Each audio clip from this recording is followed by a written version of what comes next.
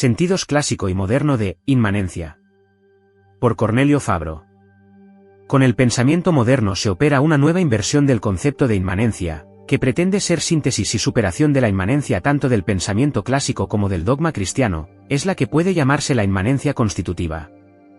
En contraste con el principio de Parménides según el cual, sin ser no hay pensar, algunos filósofos modernos reducen el ser a la presencia en el pensamiento, como asimismo todas las formas de conciencia y la misma voluntad a pensamiento, y el pensamiento a voluntad sin pensamiento no hay ser es pensar, como representar, juzgar, querer, hacer. 1. La inmanencia clásica y cristiana. Es, en primer lugar, la propiedad que los procesos vitales poseen de actualizar al viviente, y, por tanto, de permanecer interiores a su organismo y a su vida como consecuencia, es decir, actos segundos de la actividad del alma, que es el acto primero de un cuerpo físico orgánico que tiene la vida en potencia, Aristóteles, De Anima Secundo 1, 412a. En particular, el conocimiento realiza la inmanencia más alta, gracias a la identidad que en él se da entre el sujeto cognoscente y el objeto conocido, mediante la asimilación de la forma del objeto por parte del sujeto, de modo que, según Aristóteles, conocer y pensar es un incremento del sujeto en sí mismo. De Anima, 400-400-400 Esta puede llamarse inmanencia perfectiva, pues se fundamenta en la perfección del ser del ente, y crece a medida que lo hace el grado de esta perfección, es decir, según el ascenso mismo de la vida, desde las formas biológicas más imperfectas hasta la complejidad de la vida animal, y hasta las alturas de la vida espiritual de la inteligencia y la libertad del hombre y de los espíritus puros.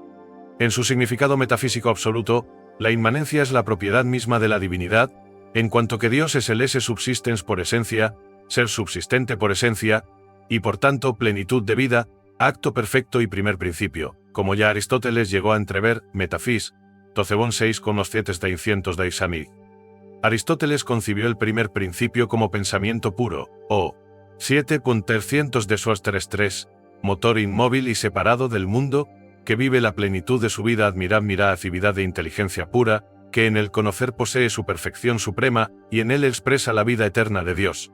El pensamiento estoico invirtió la situación. Dios no es separado, sino inmanente al mundo, como logos fuego espíritu, que actúa y vivifica la materia y así, llegó a considerarse el mundo como organum Dei, sensorinus, de die natali, c. Trajan 32 Belisto Veine. El cristianismo volvió a invertir de nuevo la perspectiva, gracias al principio de la absoluta espiritualidad y libertad de Dios, que es el fundamento de la creación como producción ex nihilo sui et subiecti, fres. Conc. Lateranense IV, Cei, Lietdens, Chase, Chochenperei. Con la creación, las criaturas han salido de Dios y con sus propias operaciones retornan a él, por tanto las criaturas no constituyen PEG. Por medio de una materia eterna, lo absolutamente otro, que Dios, y tampoco se trata de que Dios despliegue su actividad necesariamente en el mundo. Por eso, si se permite la expresión, no se trata tanto de la inmanencia de Dios en el mundo, cuanto de la inmanencia del mundo en Dios, porque es Dios el que como primer principio creador, conservador y motor precede, abraza y contiene el mundo y cada cosa creada. S. Tomás, a este propósito prefiere usar, en lugar de inmanencia, la expresión presencia de Dios en las cosas, sum. Eiko 8 a 1/4. La omnipresencia de Dios es una consecuencia de su causalidad universal. Dios es causa del ser en cuanto tal, y como el agente para actuar debe estar presente en el efecto. Síguese que, Dios, ha de estar presente en lo que existe mientras tenga ser y según el modo como participe del ser. Aib. Acanus es una presencia integral, según la atrevida fórmula del Santo Doctor. Lo mismo que el alma está toda en cada parte del cuerpo, así Dios está por entero en todos y cada uno de los seres. Fib. Adea 13. La inmanencia de Dios en las criaturas puede considerarse en el ámbito natural, según tres modos. Por potencia porque todo está sometido a su poder, por presencia porque todo está patente y como desnudo a sus ojos, por esencia porque actúa en todos como causa de su ser. Every, A3. He sabido cómo esta doctrina alimentó la vida mística de Santa Teresa, que la tomó de un doctísimo religioso de la Orden de Santo Domingo. Fef. Vida Cap. 18-15 y también Castillo Interior, Mansión Gemonta, Cap. 1. Scuel. En este ámbito se distingue una doble inmanencia natural y sobrenatural. Mediante la inmanencia natural, Dios está presente como primer principio creador, conservador y motor de las criaturas. Sam. 1 4 que 5. En las criaturas racionales, puede haber también una presencia intencional de Dios, en cuanto lo pueden conocer y amar a través del espejo de lo creado. pero esto permanece aún en el plano de la inmanencia natural. Una inmanencia nueva, y no derivable de ningún principio natural, se realiza cuando la criatura es admitida a participar de la vida íntima de Dios por la gracia sobrenatural, por lo cual solo la gracia crea un modo especial de estar Dios en las cosas. Sam. Tok 1 Cochocho o 3 hasta 4.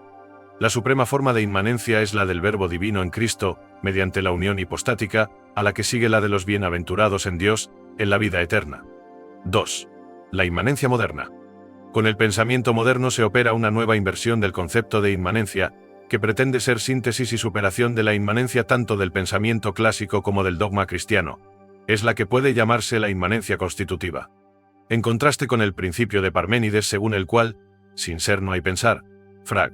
28b8, 34 si algunos filósofos modernos reducen el ser a la presencia en el pensamiento, como asimismo todas las formas de conciencia y la misma voluntad a pensamiento, y el pensamiento a voluntad. Sin pensamiento no hay ser, ser es pensar, como representar, juzgar, querer, hacer. Con una fórmula más técnica, puede decirse que la esencia del principio moderno, en cuanto a afirmación de posición de la inmanencia en relación al ser, no puede consistir más que en la negación de la trascendencia en el conocer, trascendencia que constituye al mismo tiempo la primera valencia de la libertad y el primer paso del teísmo en su significado fundamental. Así, el principio moderno de inmanencia coincide con la promoción de la subjetividad humana a fundamento de la verdad y de los valores, y esto según toda la amplitud de la pertenencia del ser al pensamiento. Así, el cogito ergo sum de Descartes, en cuanto sigue a la duda radical, subordina el ser al pensamiento humano y termina por disolver la verdad en el simple devenir de la naturaleza y de la historia.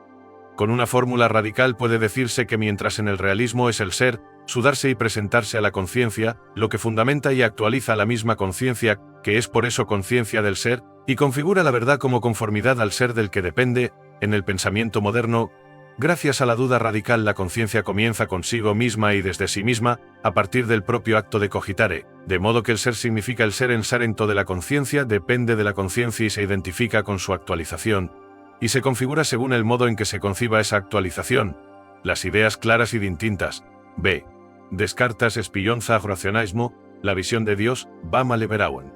Las mónadas como centros activos del todo, Bas. Leibniz las categorías como actualizaciones y las ideas como proyecciones totalizantes del yo pienso trascendental. B. Kantietialismo. Otro tanto puede decirse de la línea empirista, en la que el principio de inmanencia, precisamente por una más adecuada interpretación del cogito como acto de la percepción, ha llegado más radical y rápidamente a la eliminación de la metafísica del absoluto. B. Empirismo. 3. Desarrollo teorético del principio de inmanencia.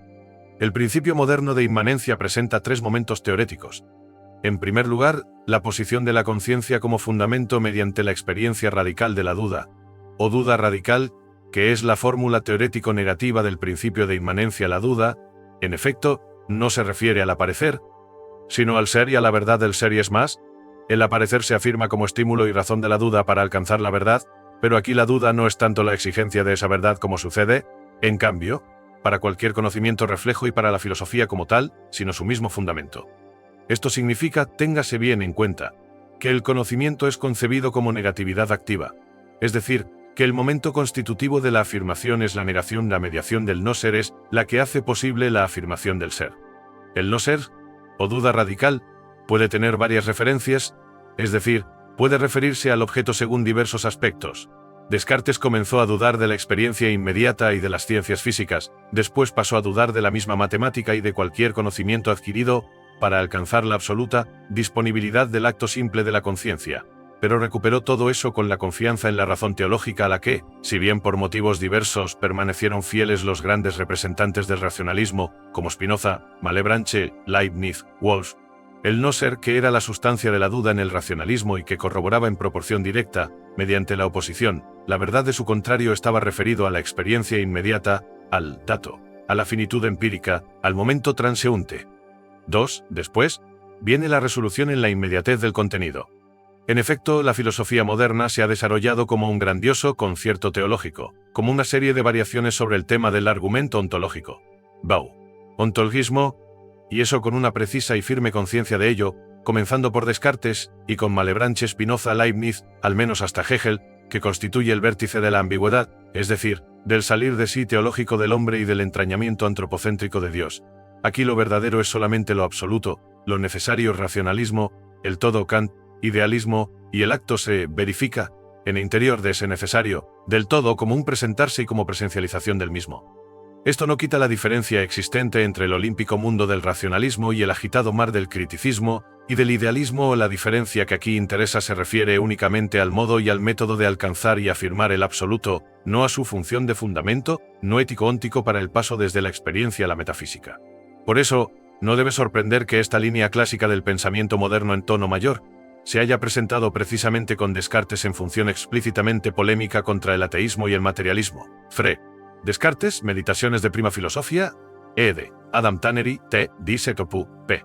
Para fundamentar la certeza de la existencia de Dios y de la inmortalidad del alma, y que el mismo Hegel rechace con indignación la acusación de ateísmo casi general, lanzada desde todas partes contra Spinoza e indirectamente, también contra él mismo, que había afirmado que ser spinoziano es el primer paso hacia la filosofía. Fres. Geschichte der Philosophie, Berlín 1844, obras completas vol. Exhibe, p. 330 y 330. La defensa de Hegel es extraordinariamente enérgica e iluminadora. Han podido acusar a Spinoza de panteísmo y de ateísmo solo aquellos que atribuyen al mundo finito una verdadera realidad, una realidad afirmativa. Quienes así piensan pueden ciertamente lanzar esa acusación a Spinoza porque se mueven en el mundo de las representaciones finitas, pero es eso lo que niega Spinoza, y Hegel con él. El mundo en sus aspectos fundamentales, la extensión y el pensamiento se resuelve en Dios, de modo que en realidad y en verdad solo Dios es. Margotis, Encyclopädie der Philosophischen Wissenschaften, paragraf 50 ed. Hofmeister, Leipzig 1949, p. 76. Sin embargo, esta acusación de ateísmo hecha al spinozismo y a la filosofía como tal le parece a Hegel, al fin, más obvia, sino más fundada, que las de acosmismo y panteísmo, ya que el modo en que Spinoza y Hegel, y la filosofía según Hegel, debe representarse el absoluto está en los antípodas de la representación del hombre común, y de las filosofías que se basan en el intelecto, Verstand, para el que también lo finito es verdadero y real y se distingue, por tanto, del infinito, Ib. Paragraf 57.3, 477 se comprende entonces que, una vez eliminada por la izquierda hegeliana Feuerbach, Strauss, Marx, toda posible referencia al absoluto, no queda sino lo finito como devenir de simples sucesos humanos. 3. Por último, la resolución en la inmediatez del acto.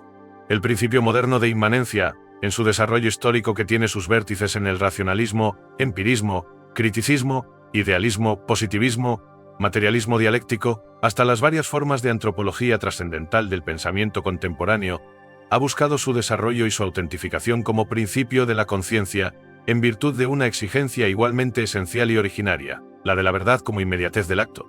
La duda, que en el cogito cartesiano corre a refugiarse en el absoluto, corre demasiado rápido. Si la certeza atestiguada por la duda es la presencia del acto de dudar que es el cogito, la afirmación del cogito no puede trascender al acto mismo, y la certeza misma del cogito está en proporción a la duda, es decir, a la exclusión y a la negación de todo aquello que trasciende, al acto del momento, o sea, de todo contenido que no sea el acto mismo en su momentánea presencialidad. La verdad del cogito, si excluye inicialmente el contenido, lo otro y el absoluto, lo debe excluir para siempre si quiere mantener la verdad de la propia presencia. Parece, en consecuencia, que la inmanencia no puede abarcar y fundamentar simultáneamente el acto y el objeto, y que debe realizar una elección.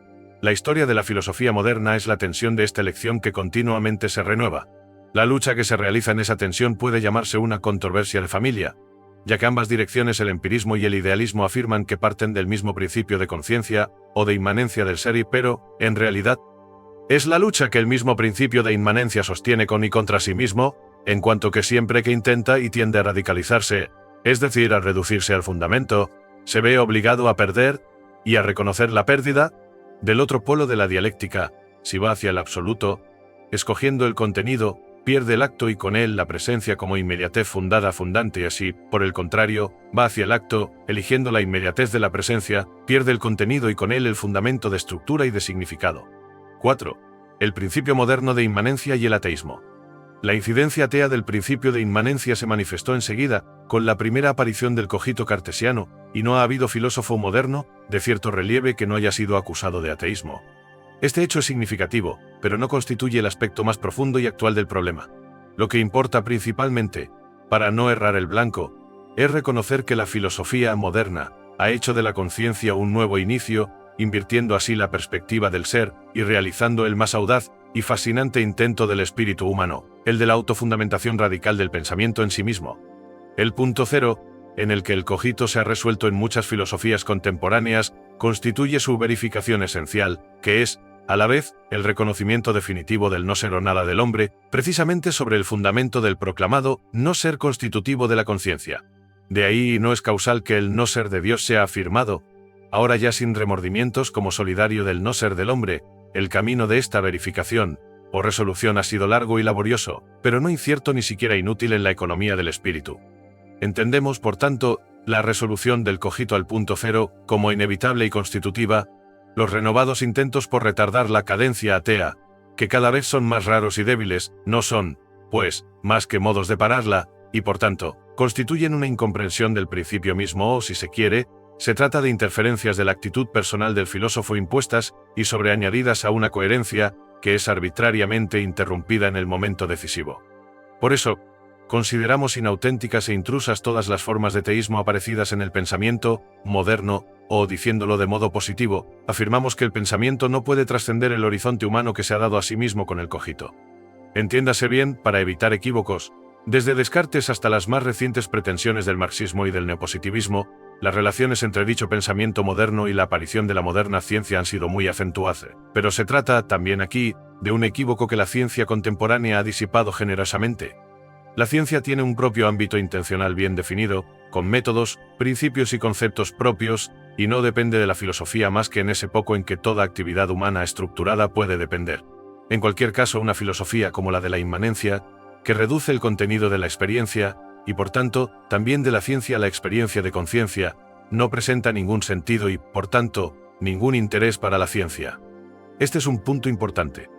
Distinto y mucho más importante desde el punto de vista especulativo, es el polimorfismo, que el principio de inmanencia ha desplegado en el arco de los 3 siglos de su desarrollo, fraccionándose sucesivamente en grupos opuestos: racionalismo y empirismo, fenomenismo, idealismo, neoidealismo y neopositivismo, fenomenología y existencialismo. Aquí se hace patente la advertencia y la insatisfacción del cogito, es decir, del comienzo absoluto, que no puede ser satisfecho ni por lo puramente inmediato, ni por lo puramente mediato, sino que, a causa del carácter absoluto del principio del cogito, es decir, de la conciencia como debía aparecer igualmente fundamentada la elección de una de las posiciones alternativas, así era igualmente evidente la arbitrariedad de excluir la otra, pero esto debía hacerse para responder a la exigencia del cogito en su punto cero. En esta antítesis de ambivalencia o equivocidad, ya que se puede hablar de equivocidad en sentido estricto, se manifiesta también que la esencia del cogito no es propiamente la reducción de la realidad a representación, que se limita a alguna forma de empirismo P. Eg. Berkeley, y tampoco la reducción de la conciencia a representación, P. Eg. Descartes, Malebranche, Locke, Berkeley, Hume, Husserl, si bien esta es la forma más común de presentar e interpretar la inmanencia moderna. 5. El método de inmanencia y la teología cristiana. Los teólogos protestantes contemporáneos, aun reconociendo la positividad del ateísmo moderno, hablan de un proceso continuo de secularización que tiene su culpa original en la pretensión de hacer una teología natural, o teodicea, y ha tenido su incentivo en la especulación de la escolástica, pero Lutero rechazó con horror la prostituta razón de Eure Bernum. Según estos teólogos, el efecto responde a la causa, y el nihilismo en que se actúa y al que se dice que conduce el ateísmo moderno, constituye la esencia y la consecuencia del proceso de secularización del mundo. La secularización puede ser simplemente caracterizada así: el mundo es representado por el hombre como objeto, y por tanto, se hace objeto de la técnica. En todos los campos de la vida se realiza esta secularización: en la ética, en el derecho, en la política. Far. Bultmann, Der Gottes Gedanke und der moderne Mensch, 1963, ahora en Glauben und Verstehen, Vol. 4 Dubinga 1965 p. 1606. Pero observemos que la esfera de lo sacro no puede ir separada de la del absoluto. Aquella da el sentido del valor y está el fundamento y la clave de interpretación. La religiosidad protestante se ha comprometido hasta la raíz con el principio moderno de inmanencia desde que, primero por obra del pietismo, y luego con la nueva teología que con Hamann Kant Jacobi, ha acogido el principio de autonomía y de libertad, ha abandonado las formas escolásticas de la teología protestante de Les 16 para redescubrir y volver a proponer el principio de interioridad como libertad constitutiva, afirmado por Lutero, según la afirmación de Hegel. Fre. Grundlinien der Philosophie der Rechts, Borrede, Hofmeister, Hamburgo 1955, 1058 Worldliche Worldliche der Weltgeschichte, ed. Lasson, Leipzig 1930, 888 por 8, Urlesingen über die Geschichte der Philos, Vol. 3, 2 ed. Berlín 1842 de estos 30 es. Ahí está todo el drama del ateísmo resolutivo del S. En consigo, en el ir consigo misma de la libertad como estructura última trascendental de la conciencia.